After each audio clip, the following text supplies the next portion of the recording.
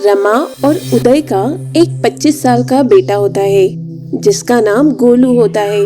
वो 25 साल का होने के बावजूद भी कुछ काम नहीं करता है और दिन रात बस भुक्कड़ों की तरह खाता रहता है।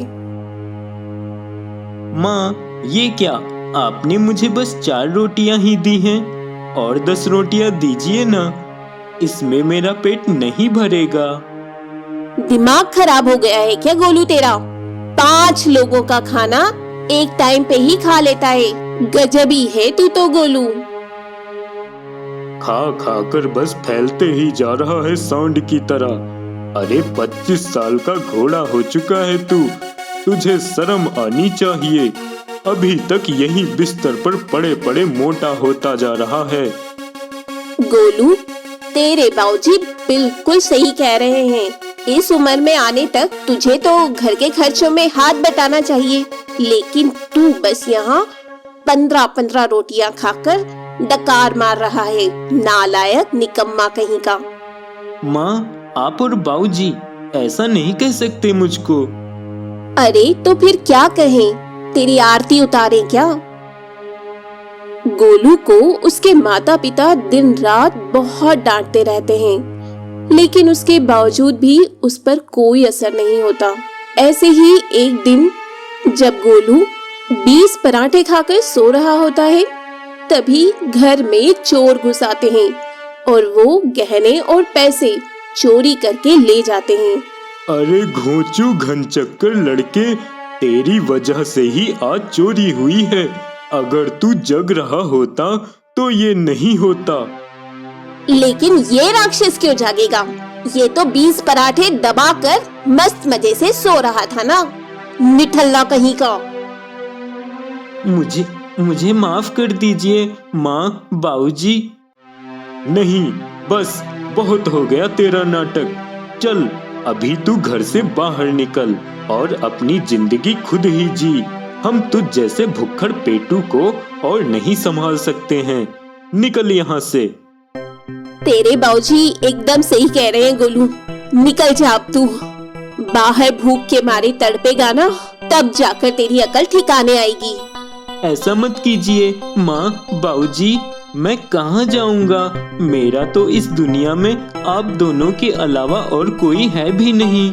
मुझे घर के बाहर मत निकालिए, मैं आप दोनों के सामने हाथ जोड़ता हूँ। लेकिन रमा और उदय गोलू की एक नहीं सुनते और वो दोनों उससे परेशान होकर उसे अपने घर से बाहर निकाल देते हैं। अब गोलू अपना मोटा शरीर और भारी भरकम सामान लादकर गांव के जंगल में यहाँ से वहाँ डर डर कर भटकने लगता है। हे भगवान, थक गया मैं तो।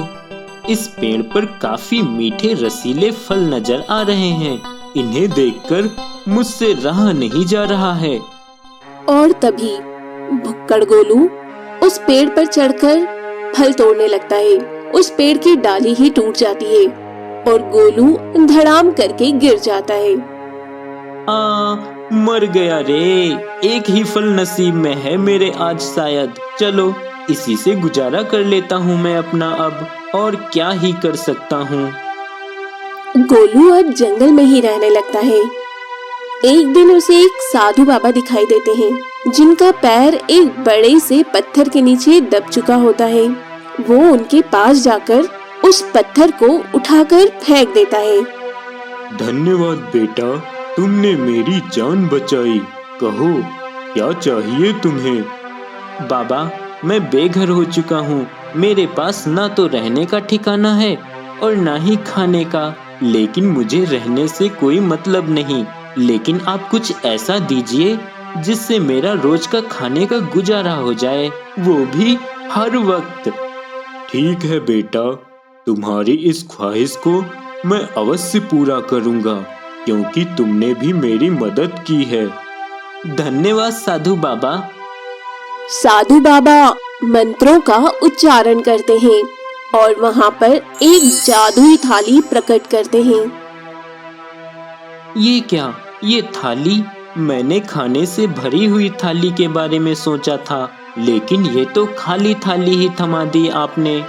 गोलू बेटा, ये खाली थाली ही तुम्हें हर आधे घंटे में खाना दिया करेगी, और वो भी हर वक्त अलग अलग प्रकार के स्वादिष्ट पकवान। क्या? अरे वाह, मुझे तो विश्वास ही नहीं हो रहा है। हाँ गोलू बेटा, लेकिन अगर तुमने हर आधे घंटे में वो पकवान नहीं खाया और वैसे ही उसे छोड़ दिया तो इस जादुई थाली के साथ साथ तुम भी हमेशा के लिए गायब हो जाओगे और जादुई लोक पहुंच जाओगे। क्या? बोलो, है तुम्हें ये शर्त मंजूर?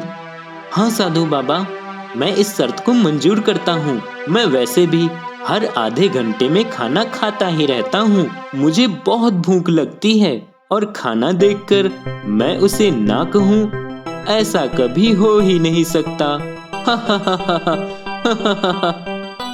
ठीक है बेटा, तो इसी के साथ मेरे जाने का समय हो गया है।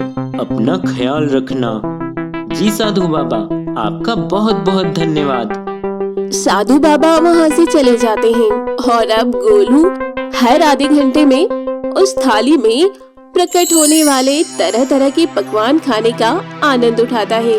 लेकिन उस नियम को पालने के चक्कर में उसे रात भर भी जागना पड़ता है। हे भगवान, अगर मैं सो गया तो मैं इस थाली में हर आधे घंटे में प्रकट होने वाले पकवान को नहीं खा पाऊंगा, और उसकी सजा स्वरूप मैं हमेशा के लिए धरती लोक से जादुई लोक चला जाऊंगा। नहीं नहीं, मुझे जागना ही होगा। गोलू को अब हर रात थाली के पकवानों को खाने के लिए जागना पड़ता है और ऐसे ही 4 दिन बीत जाते हैं और अब गोलू की तबीयत बहुत खराब हो चुकी थी। 4 दिन से मैं सोया नहीं हूँ इस जादुई थाली के चक्कर में। अगर सो गया तो हमेशा के लिए जादुई लोक में पहुँच जाऊंगा।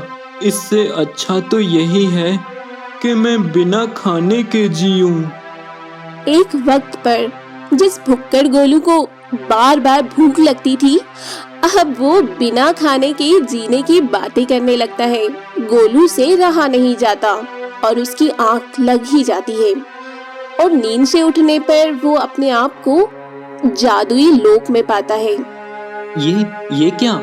मैं यहाँ कब पहुँचा? गोलू, तुमने जादुई थाली के नियम को तोड़ा है।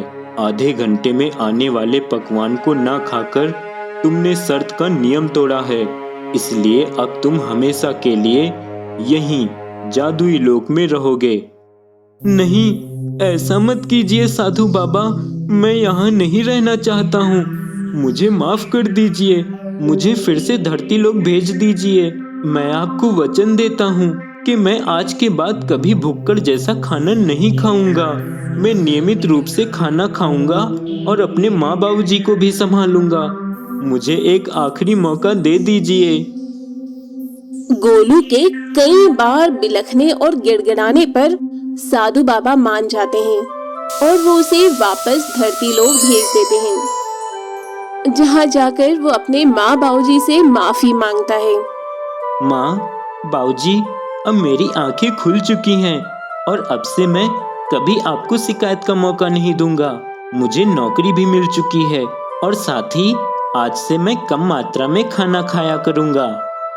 गोलू में आए सुधार को देख उसके माँ बाबूजी खुश हो जाते हैं और गोलू कम खाना खाता है और अपने माँ बाबूजी को संभालने लगता है।